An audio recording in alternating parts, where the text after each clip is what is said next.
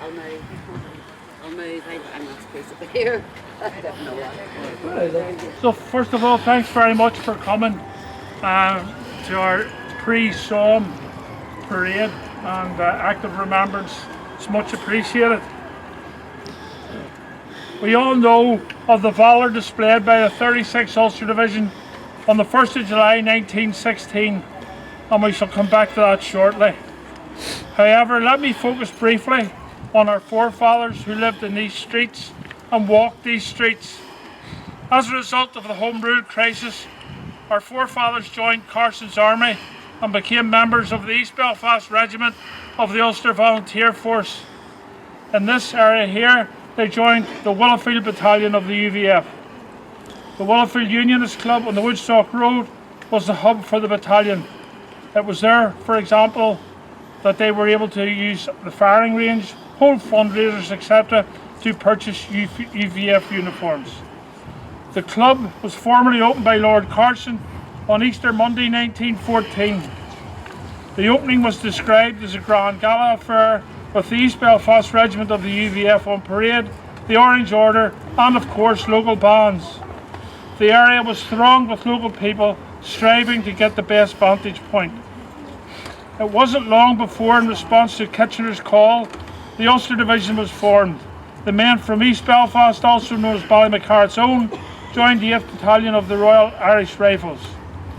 After their initial training here in the province of Ulster, they moved to Seaforth in England in May 1915 before heading to the Somme area of France for further training and familiarisation of what was to become their battleground. The 36th Ulster Division launched its attack from Thiepval Wood on the 1st of July morning.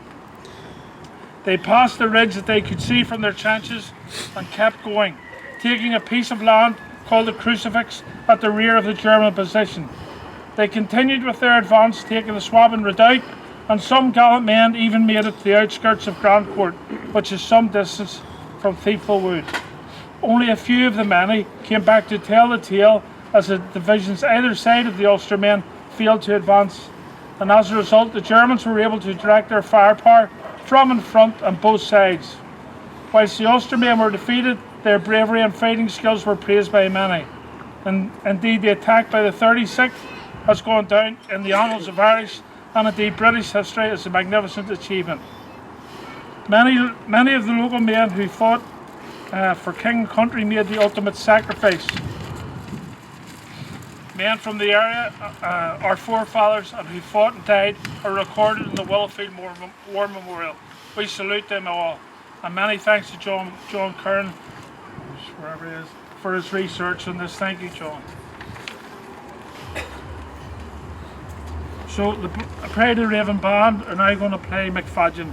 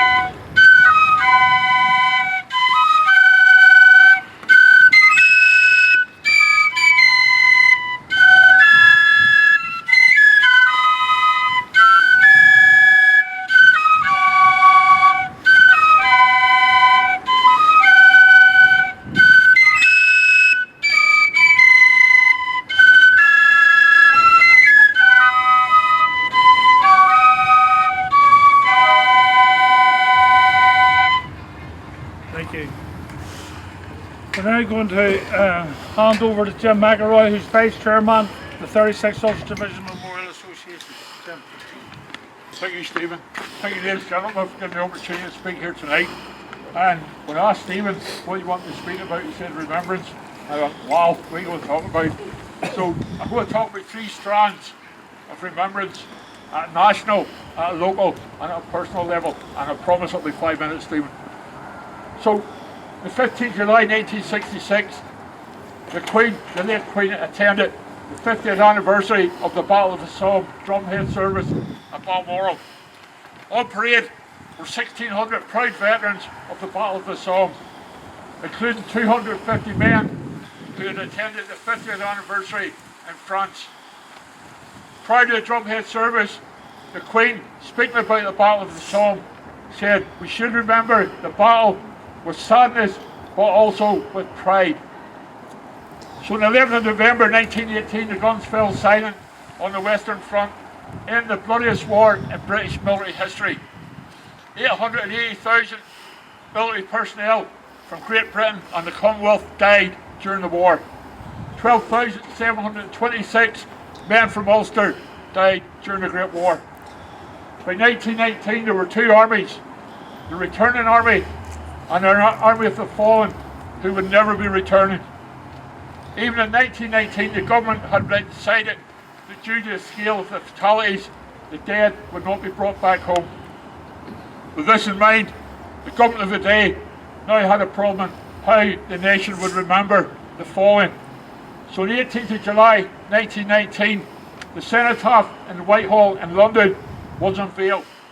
Within a week, 1.5 million people had visited the cenotaph, and it was recorded the depth of the floral tributes was 10 foot deep. In 1920, the unknown warrior was interred in Westminster Abbey. We now had a national focal point for remembrance. Now local communities began to develop their own remembrance, their own memorials. For example, the cenotaph in Belfast City Hall was opened in 1929. The 1914-1918 memorial in Ballymena was unveiled by General Nugent on the 11th of November 1924. Churches also started to place rules of honour and memorials in their buildings to remember the sacrifice of their congregations. For example, Ballymacarrick Presbyterian Church has 247 names recorded on the Roll of Honour. 67 of the members ultimately made the ultimate sacrifice for king and country. On the Western Front, Sir General Fabian Ware was determined that fallen buried across the Western Front would be remembered in a fitting manner, not as in previous battles, for example Waterloo, where bodies were placed in mass graves. Fabian Ware and the Imperial War Graves Commission, which would become the Commonwealth War Graves Commission, ensured all the fallen, regardless of rank and prestige, would have the same regulation headstone, generally made from Portland stone. Sadly, as you all know, there's many fallen who cannot be identified. For this, the famous British poet Rudyard Kipling, a member of the Imperial War Graves Commission, selected a phrase which we all know: "A soldier of the Great War, known unto God," which should be engraved on their headstones. Again, there was many bodies sadly were never recovered, and a number of memorials sprung up to the missing. Probably the most two iconic that people recognise: Digford Memorial to the missing of the Somme, remembering 72,000 officers and men whose bodies were never recovered. Further north in the town of Ypres in Belgium, the Main Gate remembers 54,000 soldiers who have no known grave, who died fighting in the Ypres salient. But also as drawn near towards the 100th anniversary of the opening day of the Battle of the Somme, we will look very briefly how this day was remembered during the war and after the war. As early as 1917, there was public displays of remembrance for the fallen and remembered the 1st of July. At Ballymena again, in 1917, a wreath remembered 36 Ulster Division was laid at the gates of the Memorial Garden where we will gather on the 1st of July. The 1st of July 1918 in Belfast City Hall, wreaths were laid in the grounds of the City Hall, remembering that fateful day. The Ulster Tower was opened in November 1921, and this commemorates not only the 36th Ulster Division, but all Ulster men who made the ultimate sacrifice. The Orange Order, and we see some of the Orange Brethren here tonight, also remember the sacrifices of the 1st of July. On the 1st of July 1918, there was 3 large Orange Order services which took place to remember the sacrifice of the Ulster Division. Remembrance was also expressed in the creation of 36 Ulster Division Memorial Lodges. The earliest, which I can find, identify being in Ballymena, when the 36th Ulster Division Memorial LOL 143 was formed in February 1917. In Belfast in 1919, the Ulster Division LOL 977 was formed. This lodge was made up of former soldiers who had served with the division. Both these lodges exist and are going strongly today. Though remembrance was expressed in national and local terms, remembrance was also a personal experience. And for many years during and after the war, remembrance was expressed in the local newspapers. In closing, I'd like to read an example of this, which was published on the 1st July 1918 for Rifleman William Hanna, 14th Battalion, Royal Irish Rifles, Young Citizen Volunteers. William Hanna was from Glenwerry Street, just off the Ravenhill Road, and the notice read, Hanna, in ever loving memory of my dear brother, 6724 William Hanna, Royal Irish Rifles, killed in accident 1st July 1916. And it reads, sleep on, dear Willie, in a foreign land, in a grave we may never see, but as long as life's memories last, we will remember thee. Thank you. Thank you very much, Tim. We're going to now have our act of remembrance, and Jim's going to lead the act of remembrance as well. Yep. So he is. So whenever the act of remembrance is finished and the wreaths are being laid, I'll ask the two young girls to come into the garden to lay their bouquets, and then each row come in one at a time to get them laid. Okay, so give me a nod there. They shall grow not old, as we that are left grow old. Age shall not weary them, nor the years condemn. At the going down of the sun, and in the morning, we will remember them. We will remember them.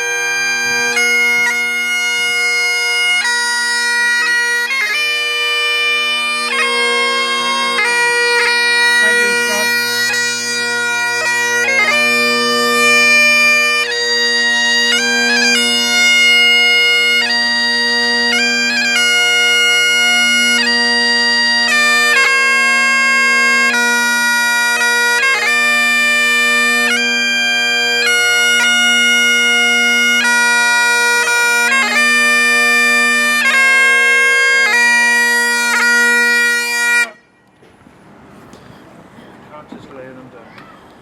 Alright? And just stand and everyone bow your heads. Alright? Thank you.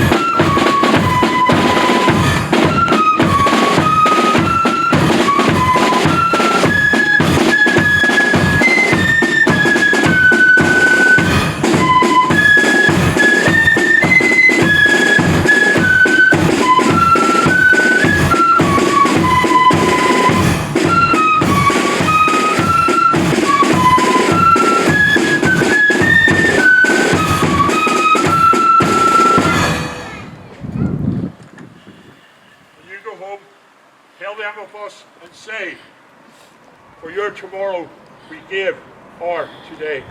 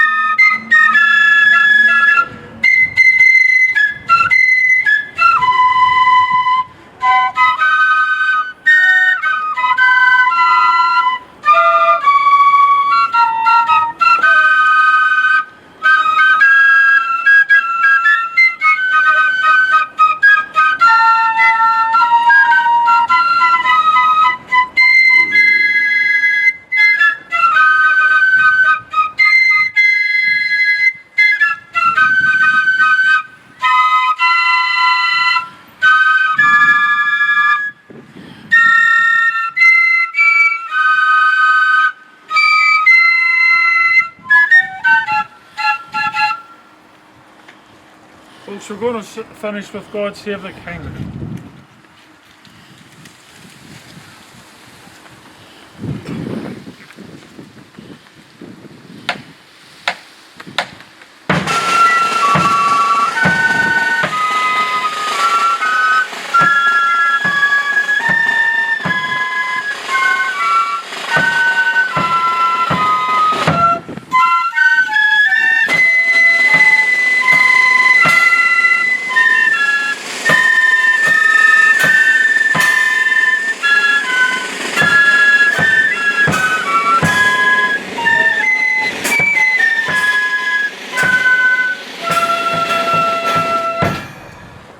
Thank you very much for your attendance. We'll now parade back to Listen for the band again.